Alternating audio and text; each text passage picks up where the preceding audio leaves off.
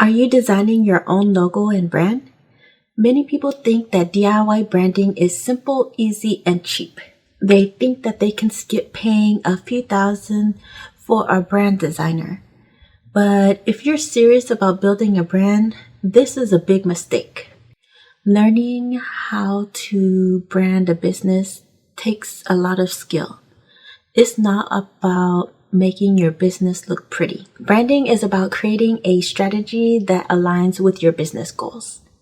Keep watching to find out why branding is a professional skill and not a DIY hobby, how DIY branding can hurt your business, and how DIY branding can scare away your target audience. Just so you know, I'm still sick while filming this video, so my voice can sound a little off and you might catch me coughing sometimes.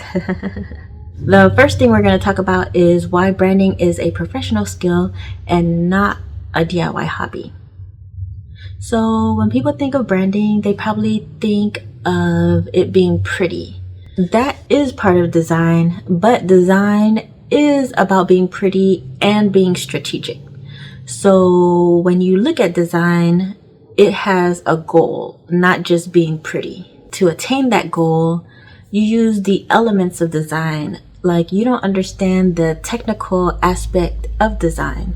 So when you're looking at design, you're looking at probably the typography, the color, like how color was used, the white space, how everything was paired, like complementary or contrast. Basically, you're looking at different things when it comes to design. One example is a logo. So if you're a logo, or I should say, if you're in the fashion industry, your logo is gonna be on different products. So your logo could be on bags, on clothing. So you'll have to have it on a tag.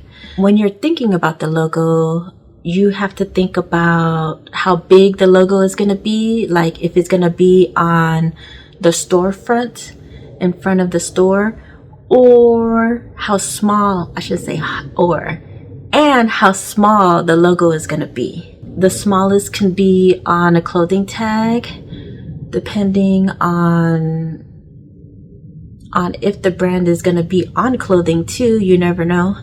So when you're thinking about that, you have to think about the goals of the project. You're thinking about how big, like the biggest aspect is going to be on like a billboard or a store, to the smallest, which is a clothing tag.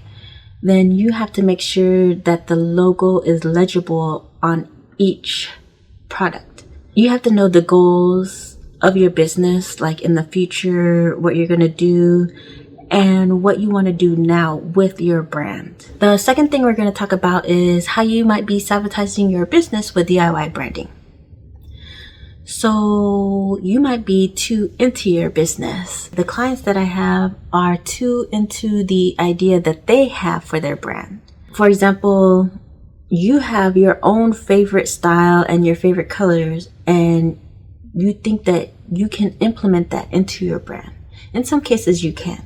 But you have to remember that your brand is not about you, it's about your audience. Let's use a meditation studio as an example. Let's say your favorite color was red, and you want to use that fiery red in your branding. So you use it in your studio, your website, your products, whatever. So whenever you have customers that go to your meditation studio, do you think that that fiery red would be a good idea for a meditation studio? Red is more a color of passion. It's the opposite of being calm and relaxed. So you wouldn't want to use red for your brand, even though that's your favorite color. Another thing is, you're not thinking about the big picture. Maybe you're just starting and you want any clients now, but you have to think about where you want to be 5 to 10 years from now. You can start that process now instead of waiting until you have the money to create a brand. You want to be what your audience wants right now, not thinking about it in the future and then changing it later, because you want to attract the right audience now instead of later. I mean, if you don't do it now, how will you do it later? Will you have the budget later? Right now, you're trying to position yourself in your niche as an authority, as somebody with the experience and the skills in whatever service that you're providing.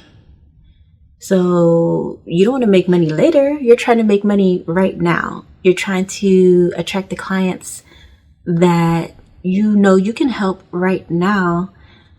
So don't think about, oh, I'll wait until later. I can't do it now. Then what's the point of having the business and trying to attract the people that you're doing now? Right now, you would just be repelling them, right? If you don't really have a strong foundation right now, I do have a roadmap for you. So you can sign up for the ultimate roadmap to discover your brand style. I'll go ahead and put the link in the description box down below. And with that roadmap, it'll help you solidify the foundation of your brand, so you'll know who you want to help, how you're going to stand out from your competitors, how you're going to attract your clients, so on and so forth. I know some people don't really do a lot of research before they think about their brand. So did you do a lot of research before you started your business? Like the research that goes behind your brand? Do you have a strong brand foundation? Let me know in the comments down below. The third thing we're going to talk about is how DIY branding can scare your target audience away. When we meet someone for the first time, we judge them by their looks. Well, no matter what, the first time we're creating an impression, we judge by looks. That could be the first time we enter a business or a house, the first time we meet somebody, the first time we see anything, we judge by looks.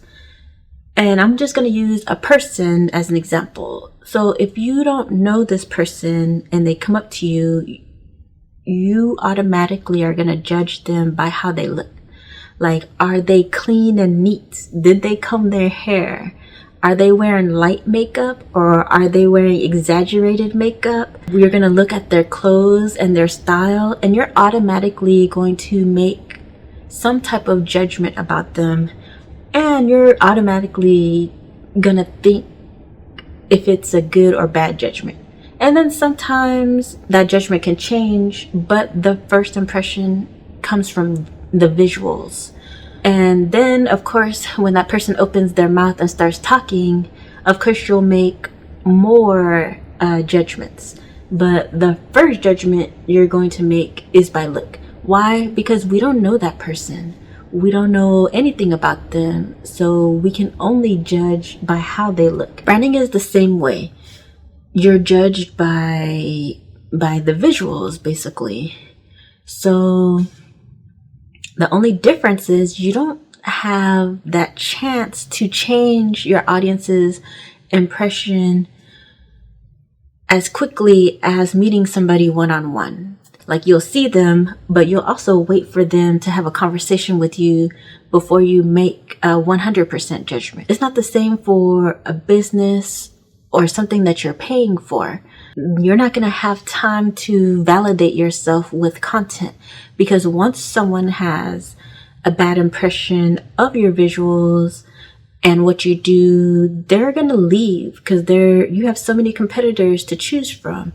There's so many other people that they can learn from, buy from. Why do they need to take the time to look at your stuff? It might be a waste of their time. If you go to a website and it's really cluttered and it looks like spam, are you going to stay on that website? Are you going to keep looking because you're curious? Can this person help me? No, you're going to go look for somebody who looks like they can help you instead of wasting your time on that site looking through the content. And you don't want that to happen. So I'm going to talk about Tiffany, who I talked about a few videos ago. She DIY'd her brand before she came to me for designing her brand and website. But when she DIY'd her brand, she knew there was a gap between what she created and what she wanted her brand to look like. It didn't match in her mind. So she didn't really have 100% grasp on who her target audience was. She had an idea, but she was also guessing at the same time. So she needed that outside perspective to talk about her target audience and to really narrow down their interest and what they're interested in. She had a price point in mind, but when she was looking at her brand, it really didn't match the prices that she wanted to offer. So in the end, a professional designer really helped her refine her brand and create a brand that interested her target audience. In the end, DIY branding is a waste of time, energy, and money, because you're losing money whenever you're focusing on doing things that have nothing to do with your client work, the things that make you money. Instead of trying to design your logo and brand on your own, the thing you really need to focus on is building a strong foundation of your brand. So instead of focusing on trying to make things look pretty, focus on the goals and the people that you're trying to help instead. And if you need help with that, you can sign up for the Ultimate Roadmap to discover your brand style. That will really help you figure out the foundation of your brand. I should say, create a strong foundation of your brand. I should say, discover your brand and create a strong foundation for your brand. Just to recap, I talked about why branding is a professional skill and not a DIY hobby, how DIY branding could be sabotaging your business, and how DIY branding could scare away your target audience. If you like this video, give it a thumbs up and subscribe so you'll get my latest videos. Until next time, bye.